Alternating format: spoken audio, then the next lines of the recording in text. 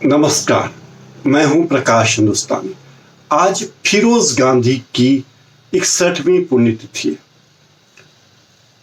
एक ऐसे व्यक्ति जिन्होंने संसद की मर्यादा को बनाने के लिए बहुत संघर्ष किया।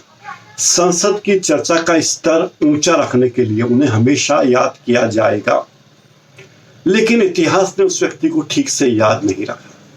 जो व्यक्ति खुद सांसद रहा, जिसके ससुर जवाहरलाल नेहरू भी देश के प्रधानमंत्री रहे हो, जिनकी पत्नी इंदिरा गांधी भी देश की प्रधानमंत्री रही हो, जिनका बेटा राजीव गांधी भी देश का प्रधानमंत्री रहा हो, जिनकी बड़ी बहू सोनिया गांधी सांसद और कांग्रेस की अध्यक्ष रही हो, जिनकी छोटी बहू मेनका गांधी भी केंद्रीय मंत्री बनी हो, जिनका पोता वरुण गांधी भी सांसद रहा हो और दूसरा पोता राहुल गांधी भी सांसद तथा कांग्रेस का कार्यवाहक अध्यक्ष रहा हो। ऐसा व्यक्ति इतिहास के पन्नों में दर्ज है, लेकिन कोई उनका नोटिस लेने वाला नहीं। फिरोज गांधी ने संसद की गरिमा को, संसद की बहस के स्तर को ऊंचा रखने के लिए बहुत बड़ी भूमिका निभाई। जब भी कभी मौका मिला, उन्होंने बहस से पीछे हटने की कोशिश नहीं की, चाहे उस बहस में निशाना उनके ससुर जवाहरलाल नेहरू ही क्यों ना हो, चाहे वो सेना की जीप खरीद का मामला हो या LIC के सरकारीकरण का। वे हमेशा खुलकर मंच पर आते रहे और जवाहरलाल नेहरू के लिए मुसीबतें खड़ी करते रहे। आपको याद होगा, गुलजार ने एक फिल्म बनाई थी, आंधी। कमलेश्वर के उपन्यास काली आंधी पर बनी ये फिल्म कहते हैं कि इंदिरा गांधी और फिरोज गांधी के जीवन पर ही आधारित थी। इस फिल्म में संजीव कुमार ने जो रोल किया था, वो रोल फिरोज गांधी के जीवन से ही प्रेरित था, ऐसा कहा जाता है। एक बार पत्रकार डॉम मोरिस ने इंदिरा गांधी से पूछा कि आपके जीवन का सबसे दुखद दिन कौन सा था। इंदिरा गांधी ने कहा, जिस दिन मेरे पति फिरोज अचानक इस दुनिया से चले गए, वो दिन मेरी जिंदगी का सबसे दुखद दिन था। इंदिरा गांधी ने यह भी कहा कि मैं शायद उनको पसंद नहीं करती थी, लेकिन फिर भी मैं उन्हें प्यार करती थी। मैं सोचता हूं कि क्या यह संभव है कि आप किसी को पसंद नहीं करते हो, लेकिन फिर भी उस व्यक्ति को प्यार करते हो। फिरोज गांधी और इंदिरा गांधी की लव स्टोरी कुछ थी ही ऐसी। दोनों ने कई बार आज़ादी की लड़ाइयों में साथ साथ शिरकत की। उसके बाद संसद में कई मौके आए आज़ाद भारत में, जब उन दोनों ने अपने विचारों में मतभेद प्रकट किया। संसद की बहस को गरिमा प्रदान करने के लिए उन्होंने बहुत काम किया, और ये कहा जाता है कि वे कांग्रेस में रहते हुए भी विपक्ष के अनऑफिशियल नेता थे। 1959 में जब इंदिरा गांधी की सलाह पर केरल में वामपंथी सरकार को गैर संवैधानिक तरीके से गिराया गया, उस वक्त इंदिरा गांधी कांग्रेस की अध्यक्ष थी और फिरोज गांधी ने इस मुद्दे को जमकर उठाया और कांग्रेस की आलोचना की और कहा कि इस तरह सरकार गिराना नैतिक कार्य नहीं है। फिरोज गांधी संसद भवन में बहुत एक्टिव थे, इतना एक्टिव थे कि संसद भवन के सेंट्रल हॉल में एक लॉबी में वे जहां बैठते थे, उसे लोग फिरोज गांधी कॉर्नर कहना पसंद करते थे, यानी वो उनकी पसंदीदा जगह थी। और वहां वे दूसरे सांसदों के साथ बैठते थे और बहस करते थे और संसद में विचार क्या हों इसकी रणनीति बनाते थे।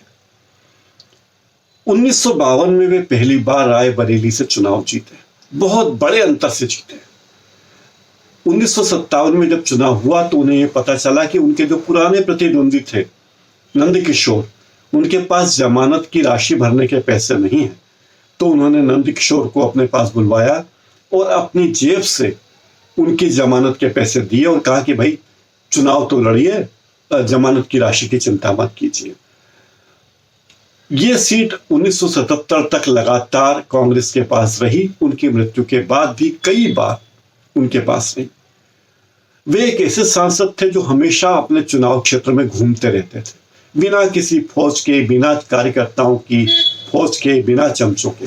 कहीं भी खाट पे बैठ जाते थे, कहीं चाट खा लेते थे, कहीं लाई चना खा लेते थे। एकदम सादगी पसंद आदमी थे और वे एक पिता भी सादगी पसंद थे। उन्हें अपने बच्चों को खिलौने देने में यकीन नहीं था। अगर कोई तोहफे में खिलौने दे जाता था तो वे कहते थे बच्चों से कि आप इन खिलौनों को अलग अलग करो या तोड़ो और फिर से उन्हें जोड़कर दिखाओ।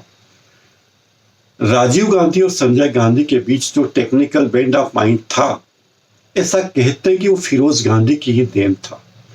बाद में संजय गांधी ने मारुति कार कंपनी की स्थापना में महत्वपूर्ण भूमिका निभाई और देश में जनता कार के नाम पर मारुति कार उपलब्ध हुई। इंदिरा गांधी को उन्होंने थिएटर और संगीत का चस्का लगाया।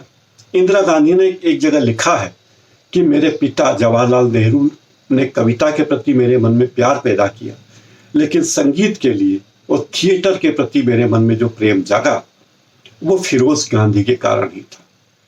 फिरोज गांधी लंदन के स्कूल ऑफ इकोनॉमिक्स में पढ़े। नेशनल हेराल्ड अखबार भी उन्होंने संभाला। जवाहरलाल नेहरू के साथ उनके संबंध खट्टे मीठे रहे। इंदिरा गांधी के साथ भी उनके संबंध खट्टे मीठे रहे। मुंबई के एक पारसी परिवार में 1912 में उनका जन्म हुआ था।